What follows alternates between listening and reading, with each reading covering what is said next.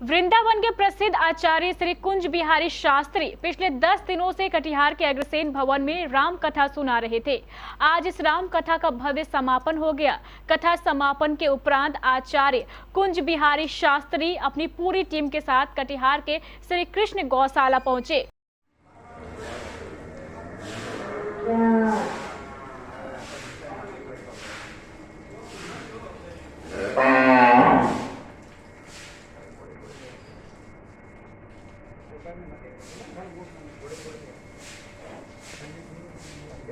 सब चीज इसमें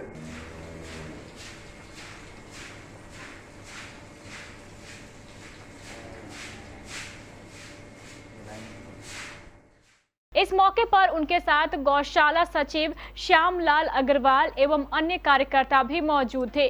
श्री कृष्ण गौशाला पहुंचकर आचार्य ने गौ माता की पूरे विधि विधान के साथ पूजा की। इसके बाद उन्होंने घूम घूम कर पूरे गौशाला एवं उसके भव्यता का जायजा भी लिया।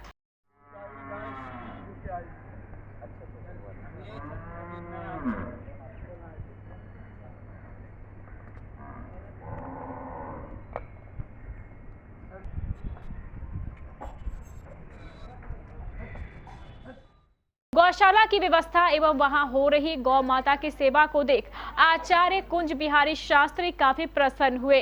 गौरतलब है कि आचार्य कुंज बिहारी शास्त्री शुरू से ही गौ माता के बड़े सेवक रहे हैं और वृंदावन में उनकी खुद की गौशाला है, जहां वो दिन रात गौ माता की सेवा में लगे रहते हैं। श्री कृष्ण गौशाला को देखने के उपरांत आचार्य कुंज बिहारी शास्त्री ने सभी कटिहार वासियों से अपील करते हुए कहा कि सभी कटिहार वासियों को गौ माता की सेवा के लिए आगे आना चाहिए। गाय कोई साधारण वस्तु नहीं है, बल्कि हम सभी की माता है। गौशाला के सचिव श्री श्यामलाल अग्रवाल एवं कोषाध्यक्ष राजेश पटावरी ने भी आचार्य के गौशाला भ्रमण पर खुशी जाहिर की। श्री कृष्ण गौशाला, पहली बात तो गौशाला का नाम ही इतना सुंदर है, क्योंकि जो श्री कृष्ण के नाम से ही गौशाला हो तो स्वाभाविकली इस गौशाला में गौ माता की सेवा स्वाभाविक रूप से ही होती है। और हमने आज आकर के यहाँ देखा, बहुत सुंदर रूप से जितने वह गौवंश यहाँ पर है, उस गौवंश की बहुत अच्छे रूप से सेवा यहाँ पर हो रही है और बहुत सुरक्षित गौ माता हैं यहाँ पर। शेड वगैरह जो भी देखा वो बहुत अच्छा लगा और जो भी यहाँ के सेवक हैं, कमेटी वाले हैं, उनका भी बहुत सुंदर भाव है गौ माता के प्रति, क्योंकि गौ माताओं को देखते हुए ऐसा लगा था कि ये लोग सब सेवा भावी हैं। और मैं सभी कटिहार वासियों से, सभी से यही अनुरोध करूँगा कि गौ माता कोई साधारण वस्तु नहीं है। हम सबको, ये कोई कमेटी वालों की ही माँ नहीं है, हम सबकी माँ है गौ माता। तो इसलिए हम सबको आगे आना चाहिए गौ माता की सेवा के लिए और आगे बढ़ कर के हमें गौ माता की सेवा करनी चाहिए। अगर हमको कहीं भी, मैं सभी कटिहार वालों से यही कहूँगा कि अगर आपको कहीं भी असहाय गौ माता अगर मिलती है तो उसकी जिम्मेदारी संभाल करके उसको आप गौशाला में लेकर के आइए, उसकी सेवा यहाँ पर होगी।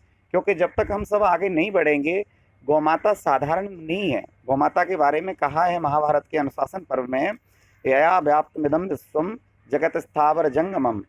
सारे संसार की अगर कोई माँ है तो वो गौ माता है। अगर हमको जो भी कुछ मिलता है वो गौ माता की कृपा से मिलता है। आज गौ माता सुरक्षित रहेगी, हम सुरक्षित रहेंगे। हम अंतिम समय पर गौ माता का दान करते हैं सिर्फ इसलिए कि हम बैतरणी से पार हो जाएंगे, तो हमें बैतरणी में जाना ही क्यों पड़ेगा? अगर हम उसको अभी से, अगर गौ माता की सेवा में हम आ जाएंगे तो हमें बैतरणी में जाना ही नहीं पड़ेगा।